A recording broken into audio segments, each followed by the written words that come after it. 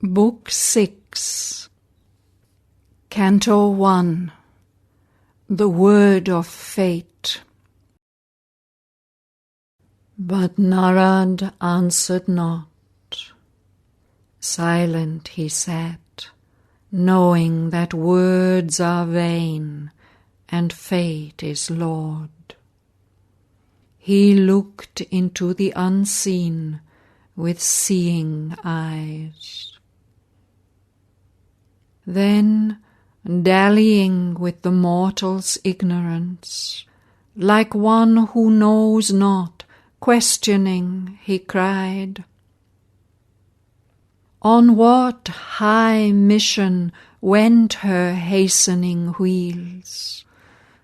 Whence came she with this glory in her heart, and paradise made visible in her eyes? What sudden God has met? What face supreme?" To whom the king? "The red Asoka watched her going forth, which now sees her return. Arisen into an air of flaming dawn, like a bright bird tired of her lonely branch, to find her own Lord, since to her on earth he came not yet. This sweetness wandered forth, cleaving her way with the beat of her rapid wings. Led by a distant call, her vague swift flight threaded the summer morns and sunlit lands. The happy rest her burdened lashes keep, and these charmed guardian lips hold treasured still. Virgin who comest, perfected by joy, reveal the name thy sudden heartbeats learned. Whom hast thou chosen, kingliest among men?"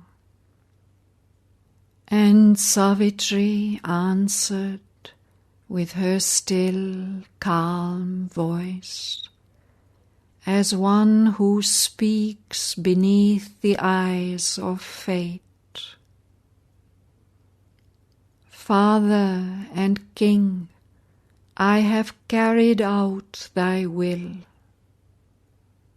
One whom I sought I found in distant lands.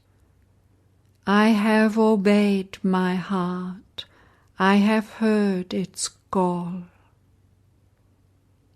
On the borders of a dreaming wilderness, mid Shalwa's giant hills and brooding woods, in his thatched hermitage Dyumatsena dwells, blind, exiled, outcast, once a mighty king. The son of Dyumatsena, Shraddhavan, I have met on the wild forest's lonely verge. My father, I have chosen, this is done." Astonished, all sat silent for a space. Then Asvapati looked within and saw a heavy shadow float above the name, chased by a sudden and stupendous light. He looked into his daughter's eyes and spoke, "Well hast thou done, and I approve thy choice. If this is all, then all is surely well. If there is more, then all can still be well. Whether it seem good or evil to men's eyes, only for good the secret will can work. Our destiny is written in double terms. Through nature's contraries we draw nearer God. Out of the darkness we still grow to light. Death is our road to immortality. Cry woe, the world's lost voices wail, yet conquers the eternal good at last. Then might the sage have spoken, but the king in haste broke out and stayed the dangerous word. O singer of the ultimate ecstasy, lend not a dangerous vision to the blind, because by native right thou hast seen clear. Impose not on the mortal's tremulous breast the dire ordeal that foreknowledge brings. Demand not now the Godhead in our acts. Here are not happy peaks the heaven nymphs roam, or Kailas, or Vaikunta's starry stair. Abrupt, jagged hills only the mighty climb are here, where few dare even think to rise. Far voices call down from the dizzy rocks, chill, slippery, precipitous are the paths. Too hard the gods are with man's fragile race. In their large heavens they dwell, exempt from fate, and they forget the wounded feet of man, his limbs that faint beneath the whips of grief, his heart that hears the tread of time and death. The future's road is hid from mortal sight. He moves towards a veiled and secret face. To light one step in front is all his hope, and only for a little strength he asks to meet the riddle of his shrouded fate.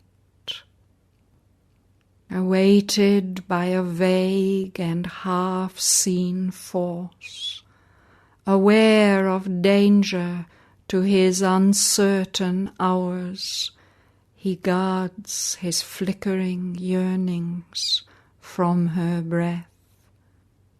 He feels not when the dreadful fingers close around him with the grasp none can elude.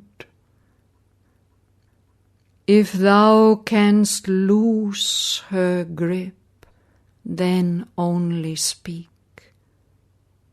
Perhaps from the iron snare there is escape. Our mind perhaps deceives us with its words and gives the name of doom to our own choice. Perhaps the blindness of our will is fate. He said, And Narad answered not the king. But now the queen, alarmed, lifted her voice. O seer, thy bright arrival has been timed to this high moment of a happy life. Then let the speech benign of griefless spheres confirm this blithe conjunction of two stars, and sanction joy with thy celestial voice. Here drag not in the peril of our thoughts. Let not our words create the doom they fear. Here is no cause for dread, no chance for grief to raise her ominous head and stare at love. A single spirit in a multitude. Happy is Satyavan mid earthly men, whom Savitri has chosen for her mate. And fortunate the forest hermitage, where, leaving her palace and riches and a throne, my Savitri will dwell and bring in heaven. Then let thy blessing put the immortal seal on these bright lives, unstained felicity, pushing the ominous shadow from their days. Too heavy falls a shadow on man's heart. It dares not be too happy upon earth. It dreads the blow dogging too vivid joys, a lash unseen in fate's extended hand. The danger lurking in fortune's proud extremes, an irony in life's indulgent smile, and trembles at the laughter of the gods. Or if crouches unseen a panther doom, if wings of evil brood above that house, then also speak, that we may turn aside and rescue our lives from hazard of wayside doom and chance entanglement of an alien fate. And Narad slowly answered to the queen, what help is in prevision to the driven? Safe doors cry opening near, the doomed pass on. A future knowledge is an added pain, a torturing burden, and a fruitless light on the enormous scene that fate has built. The eternal poet, universal mind, has paged each line of his imperial act. Invisible the giant actors tread, and man lives like some secret player's mask. He knows not even what his lips shall speak, for a mysterious power compels his steps, and life is stronger than his trembling soul. None can refuse what the stark force demands. Her eyes are fixed upon her mighty aim. No cry or prayer can turn her from her path. She has leaped an arrow from the bow of God. His words were theirs who live unforced to grieve, and help by calm the swaying wheels of life and the long restlessness of transient things, and the trouble and passion of the unquiet world. As though her own bosom were pierced, the mother saw the ancient human sentence strike her child. Her sweetness that deserved another fate, only a larger measure given of tears.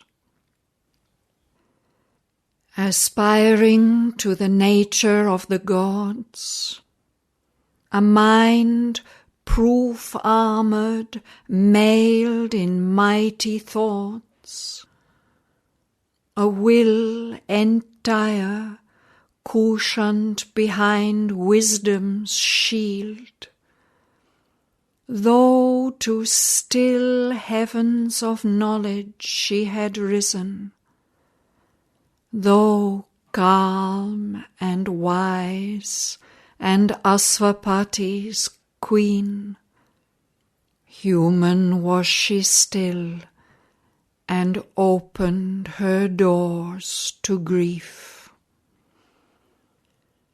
The stony-eyed injustice she accused of the marble godhead of inflexible law, nor sought the strength extreme adversity brings to lives that stand erect and front the world power.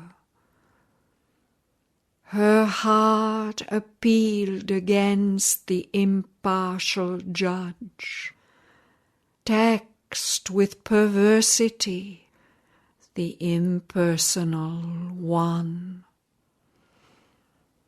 Her tranquil spirit she called not to her aid, but as a common man beneath his load grows faint and breathes his pain in ignorant words, so now she arraigned the world's impassive will.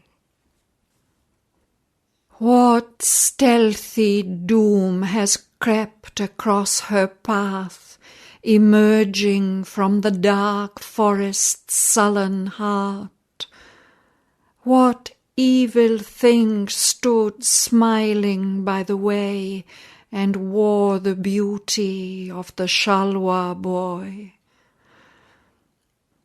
Perhaps he came an enemy from her past, armed with a hidden force of ancient wrongs, himself unknowing, and seized her unknown.